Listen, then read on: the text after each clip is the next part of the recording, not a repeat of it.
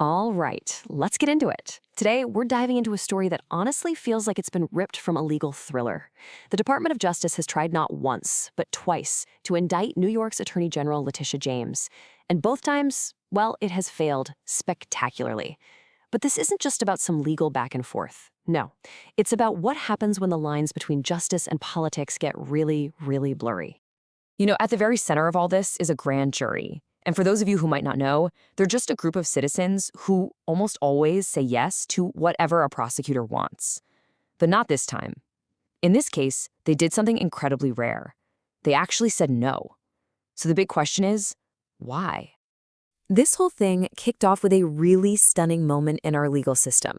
So let's start right there, with that rare rejection, where an expected yes from a jury turned into a jaw-dropping no. And look, when I say rare, I'm not just guessing. Even the Washington Post has called a grand jury turning down a prosecutor's case an unusual event.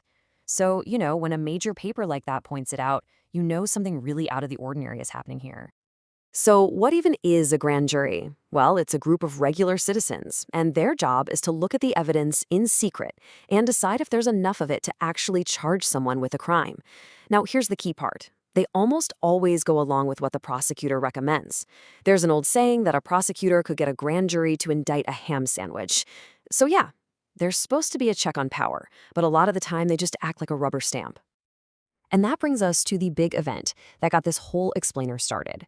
Last Thursday, a grand jury down in Norfolk, Virginia, they looked at all the evidence presented against New York Attorney General Letitia James, and they refused to indict her. They just said, nope, not happening. But here's what makes this whole situation so wild.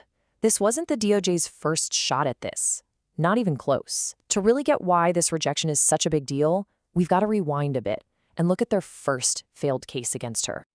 And just look at how quickly this whole thing fell apart for the prosecution. I mean, think about it. On October 9th, they get their first indictment in Virginia. That's a win for them, right?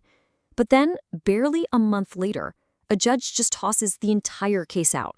And then last week, a totally different grand jury in a different city rejects the case before it can even get off the ground. That's not just one little stumble. That is a rapid, very public unraveling. So you've got to be wondering, what happened? Why on earth did that first case get thrown out by a judge?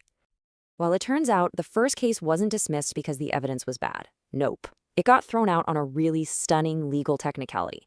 The judge ruled that the prosecutor in charge of the whole thing, Lindsay Halligan, was unlawfully appointed. And get this, Halligan had absolutely zero prior experience as a prosecutor.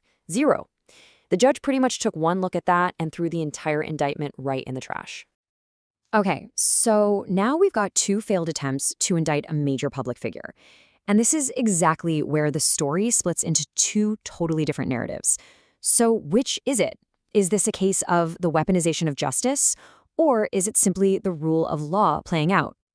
To really understand that weaponization argument, you have to start with this number, $355 million. That is the huge civil fraud judgment that Letitia James won against former President Trump.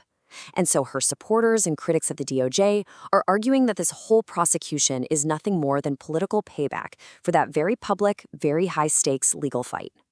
So this is the core conflict right here. On one side, you have Letitia James, who says this is a political hit job. She calls the charges baseless and an unchecked weaponization of our justice system. But then, on the other side, the administration completely denies any political motives. They say, look, mortgage fraud is a huge problem, and we have to enforce the law against everybody, no matter what their political party is. And after that grand jury said no, James didn't mince words. She put it very bluntly. As I have said from the start, the charges against me are baseless. I mean, that's about as direct and forceful as it gets. So, with one case dismissed and another one shut down before it even started, where does that leave everything? Well, let's take a look at the fallout and the future, because believe me, this story is not over yet. So, what's next? First off, the DOJ hasn't given up. They could still appeal that first dismissal, or, crazy as it sounds, they could try for a third indictment. But the fallout is already spreading. The Government Accountability Office has now opened its own investigation into the Federal Housing Finance Agency, or FHFA. And, to add another layer to all this, Representative Eric Swalwell is now suing the director of that same agency. You see, all of these new investigations are now circling around one central legal question.